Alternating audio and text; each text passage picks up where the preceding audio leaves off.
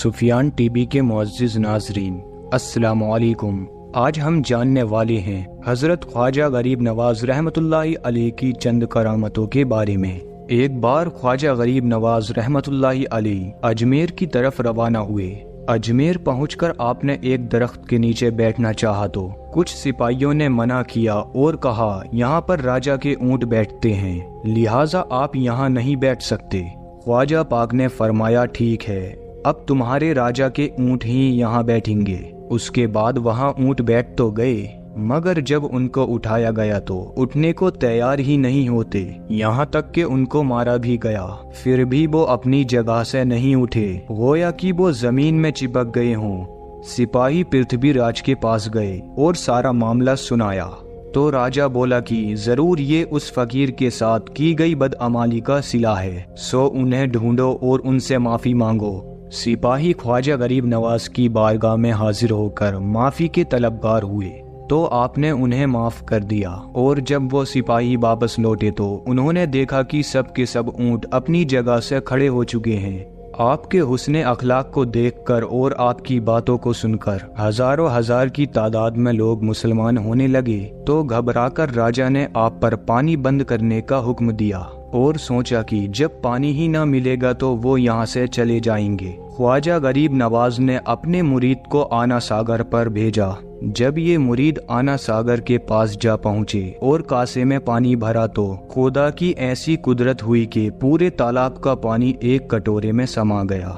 इधर तालाब तो खुश्क हो गया, मगर सरकार की बारगाह में पानी की कोई कमी ना थी। तो अजमेर में कोहराम मच गया कि आनन फानन में तालाब कैसे सूख गया। लोग परेशान और बेचैन हो गए। जब राजा को ये खबर मिली तो फिर उसने अपने सिपाहियों को सरकार गरीब नवाज की बारगाह में भेजा और मिन्नतों समाजत की कि अगर पानी ना मिला तो लोग प्यासे मर जाएंगे। रहम दिली तो अल्लाह वालों का खासा है ही। सो वो कासे का पानी फिर से तालाब में डलवा दिया और पूरा तालाब फिर पानी से भर गया। वहाँ के तमाम पुजारियों के सरदार का नाम शादी देव था। जब इसने अपने बुतखानों में वीरानी देखी तो भड़क गया और गरीब नवाज की बारगाह में गुस्से से हाजिर हुआ। मगर जूं ही ख्वाजा पाक ने उस पर नजर डाली वो फौरन कांपने लगा और गिरकर माफी मांगी और इस्लाम भी कबूल कर लिया। उसका इस्लामी नाम साद रखा गया। जब 80-90 हजार लोग मुसलमान हो गए तो पृथ्वीराज घबरा गया और सरकार गरीब नवाज को रोकने के लिए अपने गुरु और हिंदुस्तान के सबसे बड़े जादूगर जयपाल को बुलाकर ख्वाजा गरीब नवाज के सारे हाल से वाकिफ कराया। जयपाल ने इनको बड़े हल्के में लिया और राजा को यकीन दिलाया कि वो बहुत जल्द उनको उनके साथियों के साथ अजमेर से निकाल देगा। जयपाल अपने साथियों के साथ उड़ने वाले शेरों पर सवार होकर हाथियों और अजदहों के साथ सरकार गरीब नवाज की बारगाह में पहुंच गया। ख्वाजा पाक ने एक लाइन खींची और फरमा दिया कि कोई भी इसके बाहर ना जाए। पहले उसने अपने अजदहों को भेजा, जैसे ही आपके पास पहुंचा जलकर खाक हो गया। फिर आग की बारिश करने लगा, मगर वो आग वापस लौटकर खुद उसको ही जलाने लगी। जब जयपाल ने ये माजरा देखा तो सोचा कि उड़कर आप पर हमला करे, तो वो हवा में उड़ने लगा। ख्वाजा गरीब नवाज ने उसे उड़ता हुआ देखा तो आपने अपने नालैन को उसकी तरफ फेंका और ये नालैन जाकर जयपाल के सर पर बरसने लगी और उसको मारते मारते बुरा हाल कर दिया। जयपाल उनकी सदाकत को समझ गया और फौरन कदमों में गिरकर माफी मांगी। ख्वाजा गरीब नवाज ने उसे माफ भी कर दिया और जादूगर जयपाल का नाम अब्दुल्ला रखा गया। ख्वाजा गरीब नवाज ने इसके बाद पृथ्वीराज को भी इस्लाम की दावत पेश की, लेकिन उसने इस्लाम कबूल ना किया और आपके मुरीदों पर जुल्म सितम करने लगा। आपने उससे अपने मुरीदों पर जुल्म ना करने की सिफारिश भी की, मगर वो नहीं माना तो आपने जलाल में आकर फरमाया कि हमने पिथौरा को जिंदा पकड़कर लश्कर इस्लाम के हवाले कर दिया।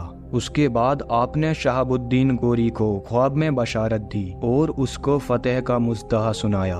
शहाबुद्दीन गोरी पहले ही शिकस्त की वजह से परेशान था। फिर उसने एक लश्कर जर्रार को तरतीब दिया और हिंदुस्तान पर हमले के लिए निकल पड़ा। वहां पहुंचकर उसने पृथ्वीराज को अपनी इताअत करने का मशवरा दिया, मगर वो अपनी फौज पर घमंड करता रहा और 150 राजाओं की फौज को लेकर, जिसमें 3000 हाथी सवार, 30,000 घुड़सवार और बेशुमार पैदल सिपाही मौजूद थे, इसी के साथ वो जंग करने के लिए तैयार हुआ। शहाबुद्दीन गोरी ने अपनी 1 लाख फौज को 4 हिस्सों में बांट दिया था। जब एक हिस्सा जंग करता तो 3 हिस्से आराम करते। जब वो थक जाता तो दूसरा हिस्सा आगे आता और पहले वाला आराम करता।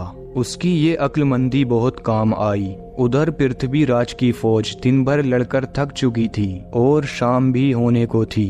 एक तरोताजा लश्कर जब उन पर आ पड़ा तो किसी में उनसे लड़ने की हिम्मत ना थी।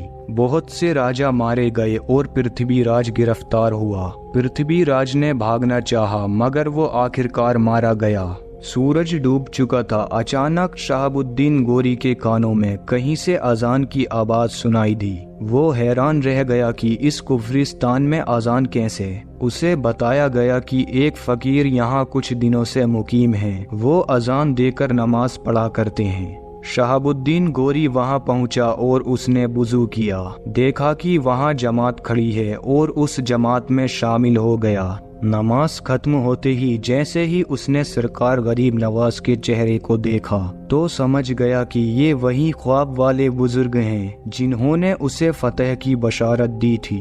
आपके पास आया और देर तक रोता रहा। सरकार गरीब नवाज ने उसे उठाकर सीने से लगाया। उनकी ख्वाहिश पर उन्हें अपने सिलसिले में बैत किया और फिर रुखसत किया। शहाबुद्दीन गोरी दिल्ली में अपना नायब कुतुबुद्दीन ऐबक को बनाकर वापस लौट गया। प्यारे दोस्तों, ये थी हजरत ख्वाजा मोइनुद्दीन चिश्ती रहमतुल्लाहि अलैह की चंद करामतें। अगर आपको हमारा ये वाक़या पसंद आए तो अपने दोस्तों में शेयर करें और इसी तरह के वाक़ये सुनने के लिए हमारे इस चैनल को सब्सक्राइब करें।